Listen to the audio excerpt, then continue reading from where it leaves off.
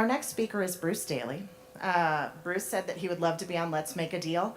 I didn't tell him that it's no longer on TV. And then, as a child, I had to write this all down.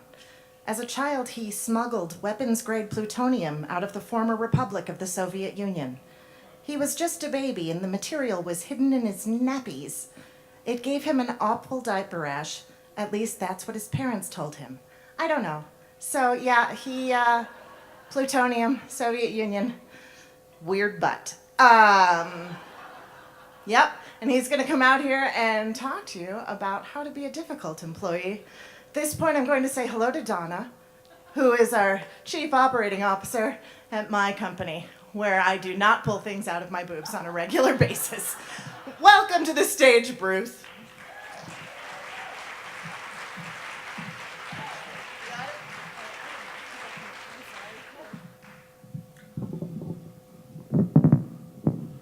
I want everyone to know that even though the Cold War ended in 1994, my butt still glows in the dark. I'm here to inspire you to be fired, because basically work isn't fun. There's 3 ways to get fired. 1, don't follow through. 2, make things more complex. And 3, create drama. Because work isn't any fun, people only pay you for 2 things. The first is for things that they can't do themselves, like surgery. And the second is for things that they don't want to do. Now, the good news is, if this is a chart that shows the percentage of the population that's employed in farming. In 1790, it was 90% of the population. It took 9 out of 10 Americans to grow enough food to feed the other 1/10. Today, that figure is about 1.7.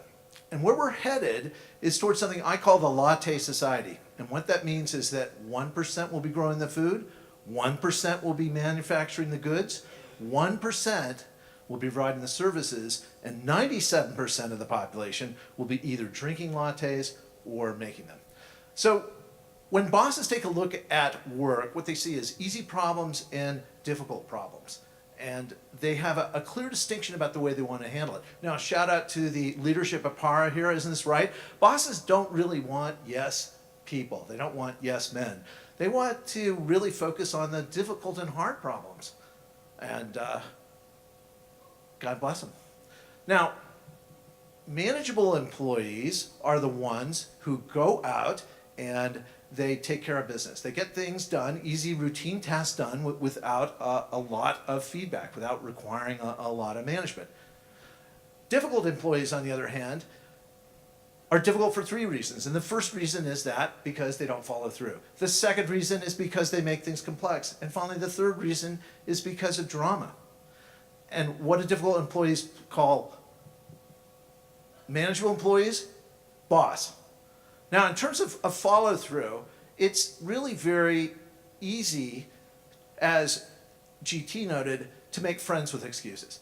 It's really very easy to do that. But really what your boss wants is your boss really wants you just to do what they ask, that they set it and then forget it, that you just go off and do it without a lot of interaction, without a lot of their supervision.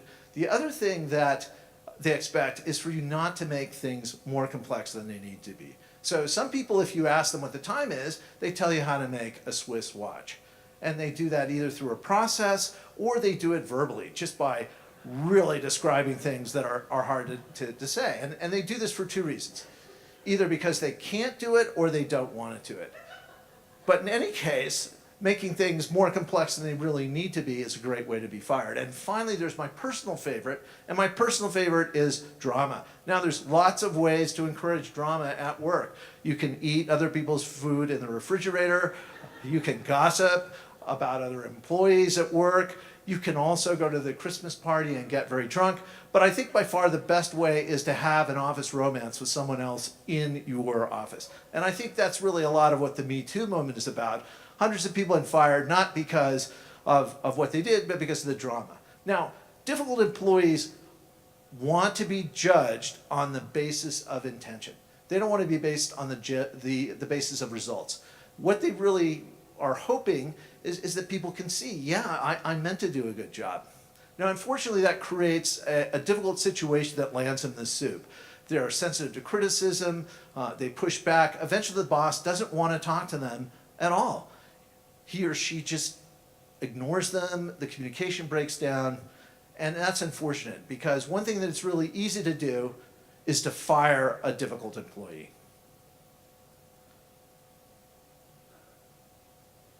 And when that happens, that's really unfortunate because a lot of times that employee is really surprised. A lot of times that employee doesn't realize the reason they're being fired. And that's never the reason that they give in the exit interview. They never say, we're firing you because you ate things out of the refrigerator, right? They never say you make things difficult. So if you want to be fired in the future, all you have to do is, first of all, not follow through.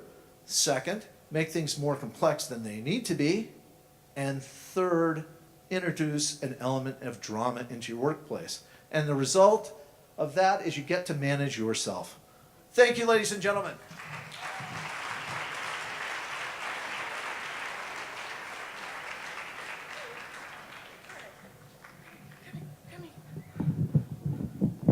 To whomever just whistled, thank you. I appreciate you.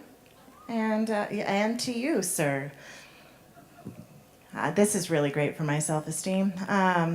Yeah. I'm trying to think of anybody else in here who needs a shout out.